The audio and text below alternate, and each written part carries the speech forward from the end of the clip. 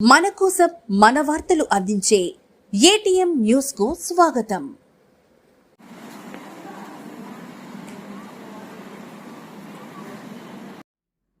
3 సంవత్సరాలుగా ఆత్మకూరులో శాశ్వత ఆధార్ కేంద్రం లేకపోవడం ఆత్మకూరు పట్టణానికి అవమానకరం.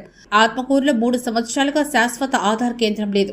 40,000 మంది జనాభా కలిగిన ఆత్మకూరు పట్టణం డివిజన్ హెడ్ క్వార్టర్స్ గాను, నియోజకవర్గం కేంద్రంగాను, జిల్లా వైద్యశాల కలిగిన కేంద్రంగాను, మున్సిపాలిటీ కేంద్రంగాను, రాజకీయంగా ప్రఖ్యాతిగాంచిన కేంద్రంగాను ఆత్మకూరుకు పేరున్న ఆత్మకూరు పట్టణంలో శాశ్వత ఆధార్ కేంద్రం లేకపోవడం ఆత్మకూరుకు అవమానమే.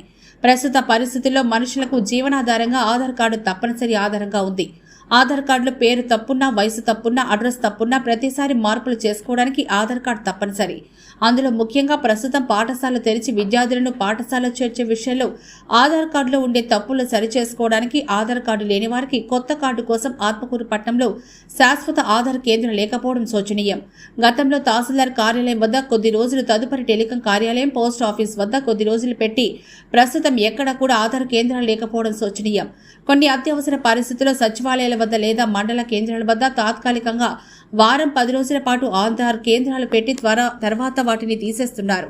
మిగిలిన సమయాల్లో ఆధార్ సేవ కోసం ఆత్మకూరు ప్రజలు శాశ్వతంగా ఆధార్ కేంద్రం లేకపోవడం వల్ల తీవ్ర ఇబ్బందులు పడుతున్నారు. ప్రస్తుతం ఆత్మకూరు ప్రజలు ఆధార్ సర్వీసుల కోసం మండలంలోని బట్టేపాడుకు, అనంతసాగరం మండలంలోని రేవూరుకు గాని లేదా ఇతర మండలాలకు వెళ్లవలసిన పరిస్థితి నెలకొంది. కొన్నిసార్లు ఇవి కూడా పనిచేయక నెల్లూరుకు వెళ్లవలసిన పరిస్థితి కలుగుతోంది. దీంతో ప్రజలు తీవ్ర ఇబ్బంది పడుతున్నారు. వేలాది మంది నివసించే పట్టణ ప్రజల కోసం ఆత్మకూరు పట్టణంలో శాశ్వత ఆధార్ కేంద్రాన్ని ఏర్పాటు చేసుకోవాల్సిందిగా ఆత్మకూరు పట్టణ ప్రజలు కోరుతున్నారు.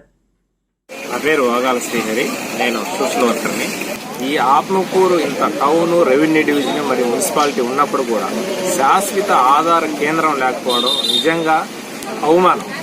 అందులో స్థానిక రాష్ట్ర గౌరవ మంత్రివర్యులు ఉండి ఉన్నటువంటి ఆత్మకూరు నియోజకవర్గ పరిధిలో కూడా ఆధార్ సెంటర్లు లేకపోవడం నిజంగా విచారకరం. దీనిపైన వెంటనే కలెక్టర్ గారు కానీ, ఆర్డీఓ గారు కానీ స్పందించాలి.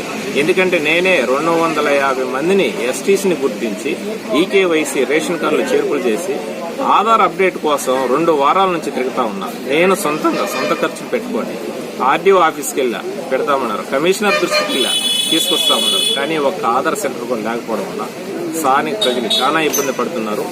ఆత్మకూరు అర్బన్లో కానీ, మండల పరిధిలో కానీ అనేక మంది ఆధారు అప్డేట్ సెంటర్ లేక, ఆధారు అప్డేట్ మామూలుగా కేంద్రాలు లేక ఇబ్బందులకు గురవుతున్నారు.